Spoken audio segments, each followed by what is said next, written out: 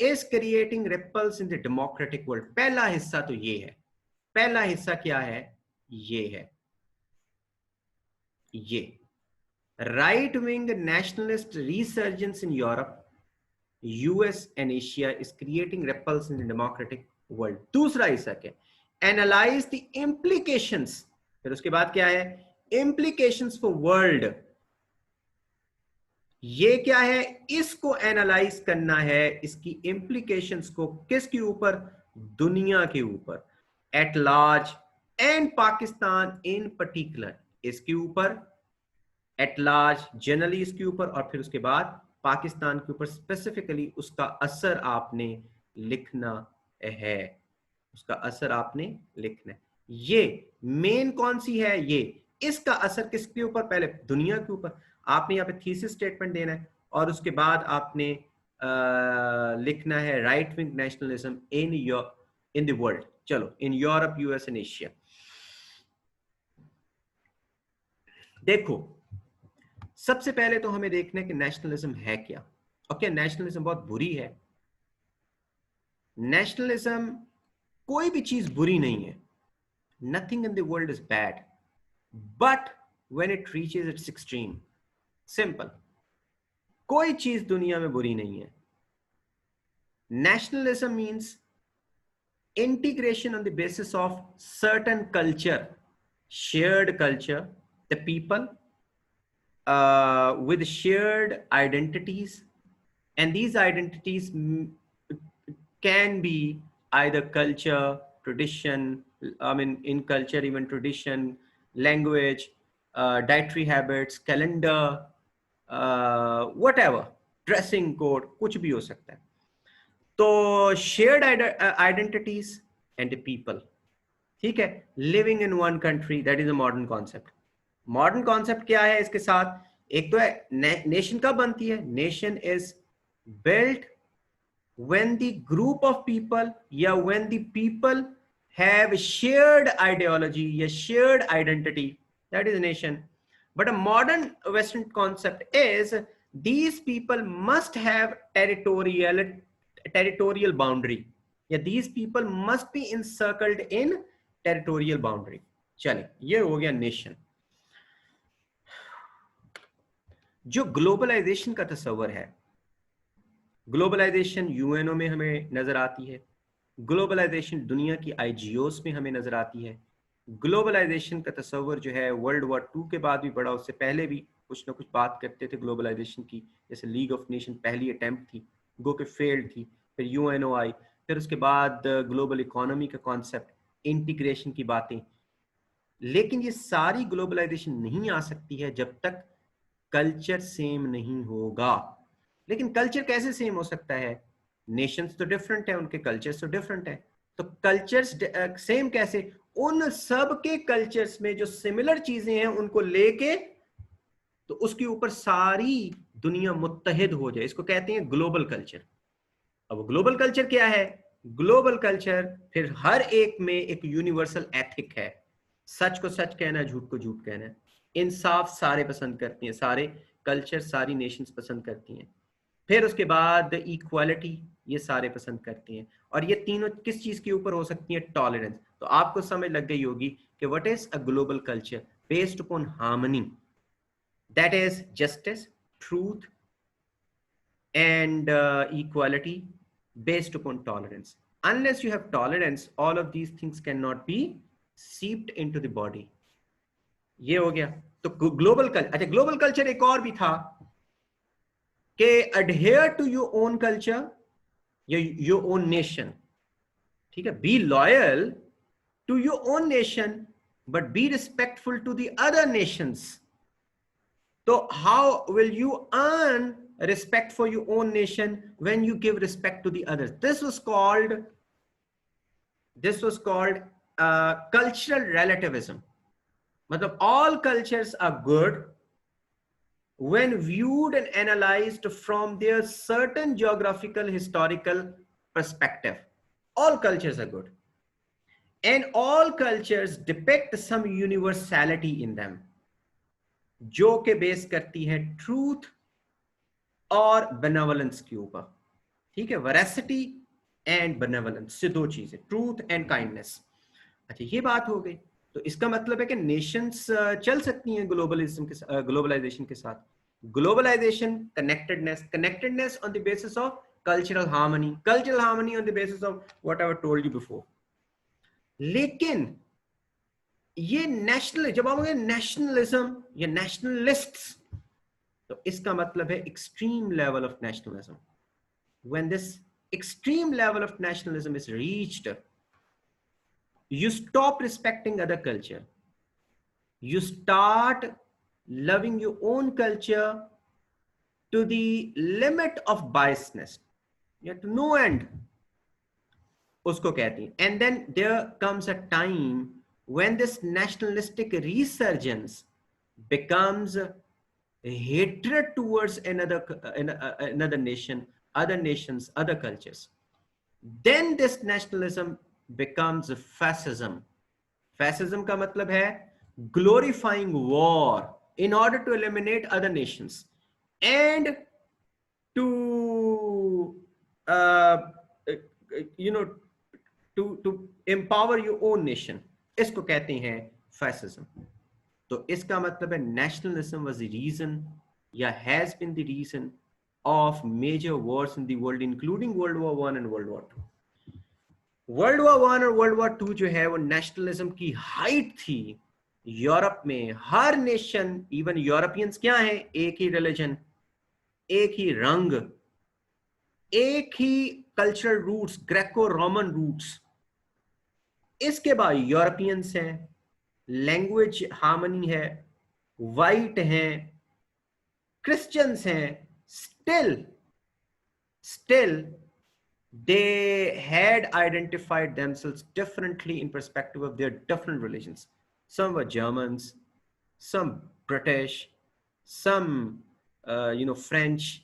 All of them, they're talking about their own linguistic glories, their own, most importantly Germany. तो उन्होंने कहा जी हमारी nation, जो Nazis ने और उससे पहले भी जर्मन, वेललम उनके लीडर थे, तो वेललम भी यही बात करता था, हमारी नेशन, हम बहुत पावरफुल हैं, हम जो है जबरदस्त कौम है, दूसरे जो है उनको कोई राइट नहीं है। वो भी यही बात करता था हिटलर, लेकिन वो जरा ज्यादा जोर से बात करता था। उसने बाकियों को, जर्मन्स के अलावा बाकियों को समझते नहीं, तो कहते कीड़े मकोड़े, सिर्फ हक सिर्फ जर्मन्स का है इस पूरी दुनिया में रूल करने का या रहने का। तो इससे वर्ल्ड वॉर वन भी हुई और वर्ल्ड वॉर टू भी हुई। मगर हमने ये देखना है कि नेशनलिज्म की रूट्स फिर कहां पे हैं, इन हेट्रेड की रूट्स कहां पर है, और वो है सोशियो इकोनॉमिक इनइक्वालिटीज। जब दुनिया में इनइक्वालिटीज बढ़ती हैं और दुनिया में इकोनॉमिक प्रॉब्लम्स पैदा होती हैं, तो फिर नेशनलिज्म की आवाजें आनी शुरू होती हैं। लोग अपने दरवाजे बंद करना शुरू करते हैं दूसरों से, और अपनी मुख्तलिफ पार्टी, जो नेशनलिस्टिक पार्टीज हैं, वो उभरती हैं और वो कहती हैं कि हमारी नेशन ज्यादा पावरफुल, ज्यादा अच्छी, ज्यादा सिविलाइज्ड है। दूसरे लोग हमारी कंट्री में आएंगे तो वो हमारी जो नेशनल कल्चर है या हार्मनी है उसको डेंट डालेंगे और उसको पोल्यूट करेंगे। अब ग्लोबलाइजेशन की जब वेव स्टार्ट हुई, जार है 1945 की वॉर के बाद स्टार्ट हुई, लेकिन ये तेज कब हुई, 80s में और 90s में, जब यूएसएसआर टूट गया और उसके बाद फिर पूरी दुनिया में इंतहा की इंटीग्रेशन हुई। उसमें दुनिया ने अपने दरवाजे खोल दिए, खासतौर पे यूरोप ने, अमेरिका ने, वेस्टर्न कंट्रीज ने अपने बॉर्डर्स को खोल दिया। आओ लेबर के तौर पर यहाँ पे काम करो, हम आपके पास, हम आपको बाहें खोल कर आपको गले लगाएंगे। एशिया के, अफ्रीका के लोगों, अफ्रीका और एशिया के लोग गरीब थे, उन्होंने लेबर की तलाश में वहां जाना शुरू कर दिया। वो अमीर थे, उनकी फैक्ट्रियां, इंडस्ट्रियां चल रही थी, उनको चीप लेबर चाहिए थी। तो इस तरीके से इकोनॉमिक फायदे दोनों तरफ से मिल रहे थे, गले लगा रहे थे। और फिर लेकिन अब क्या हुआ है, अब दुनिया की इकोनॉमी का फिटे मुंह है, दुनिया की इकोनॉमी उस हालत में नहीं है। इसलिए यूरोपियन कंट्रीज, अमेरिका, इनकी अपनी इंडस्ट्रीज स्लो डाउन हो गई हैं, इनके अपने लोगों को एम्प्लॉयमेंट नहीं मिल रही है। अब जो बाहर से आने वाले लोग हैं उनको क्या कह रहे हैं, इनको ना आने देना। अब चूंकि वैल्यूज उन्होंने क्रिएट कर ली हुई हैं कि बाहर से भी कोई आता है तो गले लगाएं, क्योंकि वो अपना कल्चर अगर लेके आ रहा है तो उस कल्चर को रिस्पेक्ट दें, क्योंकि ये ग्लोबलाइजेशन का हिस्सा है। उसके वो उसके पास पैसे नहीं है या वो गरीब है तो उसको आप अकोमोडेट करें, क्योंकि ये सेक्रीफाइस का हिस्सा है, ये इक्वालिटी जो कि ग्लोबल कल्चर का हिस्सा है। लेकिन अब लीडर्स उठना शुरू हो गए, नहीं इनको नहीं आने देना। अब जार बात तो पीछे क्या है कि हमें अपनी इंप्लॉयमेंट कोई नहीं मिल रही है, तो इनको आने देंगे तो अपनी इंप्लॉयमेंट का बेड़ा गर्क होगा, इंडस्ट्रियां हमारी काम नहीं कर रही तो फिर इनको नहीं आने देना।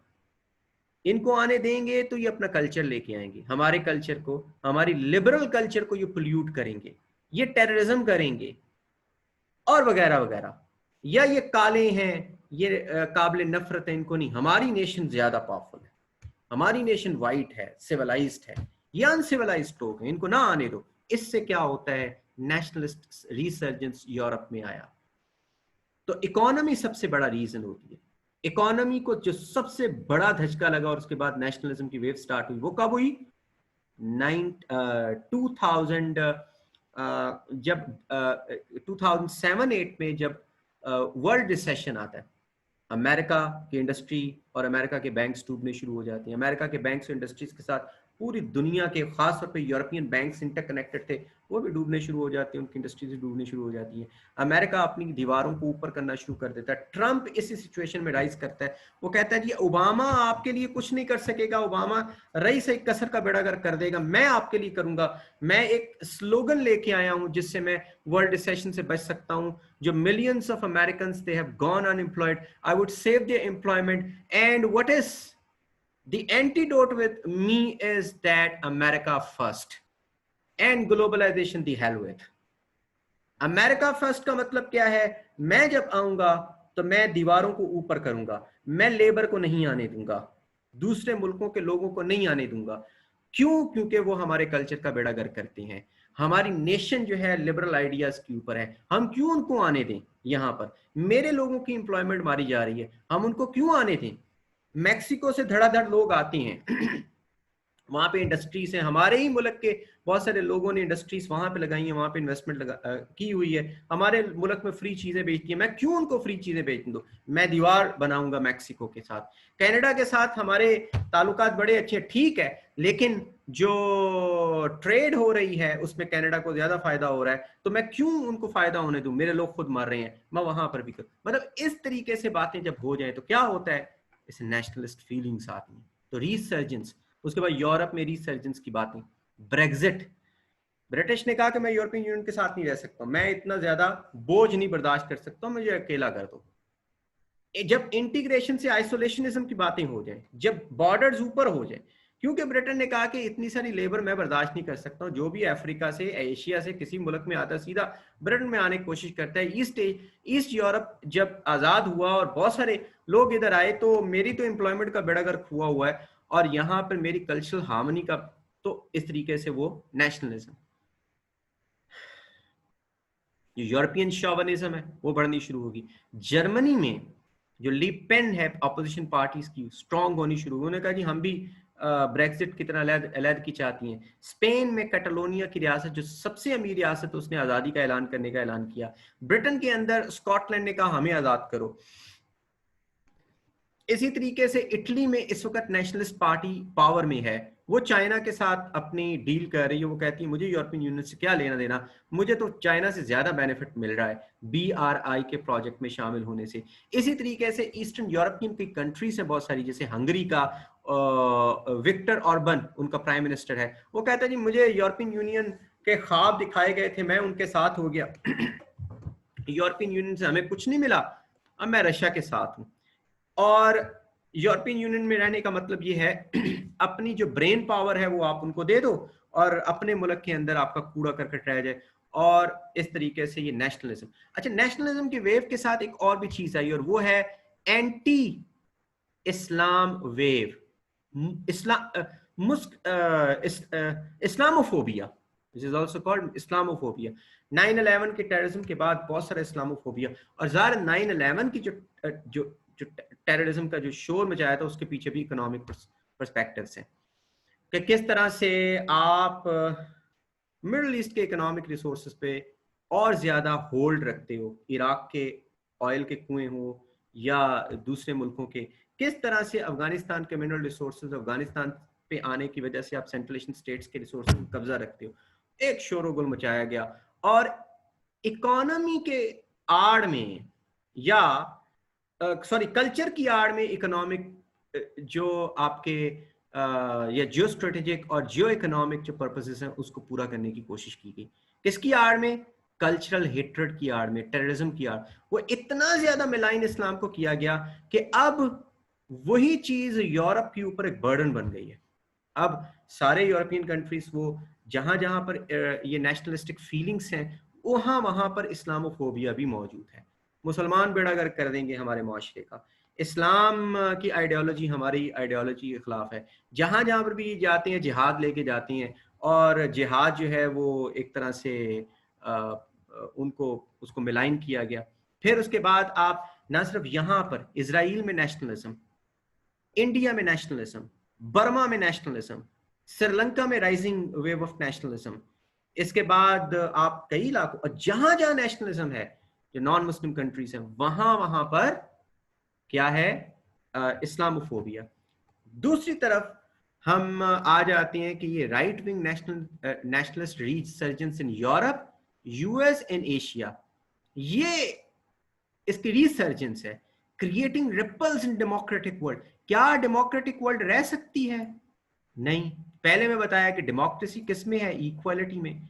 डेमोक्रेसी क्या है? ये एक कल्चर बन गया था, global culture, equality, justice and tolerance, इसको डेमोक्रेसी बोलते हैं ना, कि सबको रिस्पेक्ट दो, सारे रिलीजन्स को एक्सेप्ट करो दो, सबको इक्वल समझो। तो नेशनलिस्टिक सर्जन्स का क्या मतलब है? कि सारे इक्वल नहीं है, हम we are more than equal, we are more than equal, सारे तो इक्वल नहीं है। तो नेशनलिज्म का ये मतलब, डेमोक्रेटिक का मतलब है सारे इक्वल हैं। ये डेमोक्रेसी जो कि यूरोप में या यूरोप का एक कल्चर बन के, लिबरलिज्म का कल्चर बन के उभरी थी, अब इकोनॉमिक रिसेशंस के बाद और इस तरीके से स्लो डाउन होने की वजह से ग्लोबल इकोनॉमी, ये फीलिंग्स ऑफ नेशनलिज्म में तब्दील होनी शुरू हो गई हैं। दुनिया को पता चला कि डेमोक्रेसी सिर्फ और सिर्फ एक तरह से आड़ है यूरोपियन कॉलोनियलिज्म के लिए। यूरोपियंस जब तक फायदा हो रहा था ग्लोबलाइजेशन से, क्योंकि ग्लोबलाइजेशन की आड़ में वो कॉलोनियलिज्म कर रहे थे, न्यू कॉलोनियलिज्म या न्यू इंपेरियलिज्म, वो पूरी दुनिया के रिसोर्सेज पे गासिब हो रहे थे, अपनी मल्टीनेशनल कंपनीज को पूरी दुनिया की मार्केट्स में जोंक की तरह फैला दिया था। अब पूरी दुनिया को देने की बारी आई है, उनकी लेबर को अपने पास बसाने की बारी आई है, उनके गरीब लोगों को, क्योंकि वहां से तो पैसा निचोड़ निचोड़ के आपकी जो मल्टीनेशनल कंपनीज ले आए या आप खुद ले आए, अब उनके लोगों के पास कुछ नहीं है और वो लोग मांगते हैं लेबर, क्योंकि सारी दौलत आपके पास पड़ी है। अब आप कहते हो नहीं, अब लिबरलिज्म या डेमोक्रेसी नहीं है, अब नेशनलिज्म की जो मूवमेंट्स हैं वो उभरना शुरू हो गई और लोगों ने उसके ऊपर अमल करना शुरू कर दिया और इससे हेट्रेड बढ़ेगी, इससे क्लैश ऑफ सिविलाइजेशन, जो पहले तो शायद सच नहीं था, ऐसे एक हाइपोथेसिस पेश किया सैमुअल हंटिंगटन ने, जो कि मफरूजे की बेसिस के ऊपर था और जिसको रद्द कर दिया बहुत सारे फिलोसफर्स और स्कॉलर्स ने, यूरोपियंस ने। वो अब ज्यादा बढ़ेगी इन यूरोपियन और इनके जो स्टूजेस हैं जैसे इसराइल और इंडिया, इनकी नेशनलिस्टिक पॉलिसीज की वजह से, क्योंकि ये नेशनलिज्म मुसलमानों तक नहीं रहेगी, ये आपस में भी लड़ेंगे कुत्तों की तरह, जैसे कुत्तों की तरह पहले लड़ते थे। तो पहले भी ऐसे ही, वो मेरे खा गया, ये मेरे खा गया, मेरी ट्रेड से मुझे फायदा नहीं हो रहा, तुम्हें ज्यादा फायदा, इसी तरीके से पहले भी लड़ते थे, अब भी लड़ेंगे। तो ये जो स्टार्ट हुई है गेम, ये बेड़ा गर्क कर देगा इनको और अब डेमोक्रेटिक वर्ल्ड के लिए बहुत नुकसान है। अब मुझे बताएं, analyse the implications for the world, जो हमने अभी देख ली हैं। अब पाकिस्तान के लिए क्या है?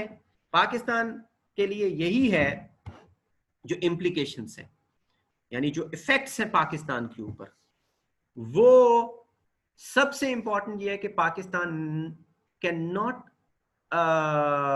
Escape that wave that we have seen in the past, that Pakistanis, they have felt the effects of the regional and global dynamics, yet changes. Iran faced revolution, that Pakistan, later on faced the ripples of that revolution which came in Iran in 1979, and then Pakistan became the battlefield of Shias and Sunnis for the whole decade of 1980s and 1990s. And now the state is trying to create harmony between these two sects, but India is trying to foment fire again. क्योंकि अब आप देख लो, ये social media के जरिए से या मुख्तलिफ अकाउंट्स के जरिए से ऐसे फैलाए जा रहे हैं वो मैसेजेस जो एक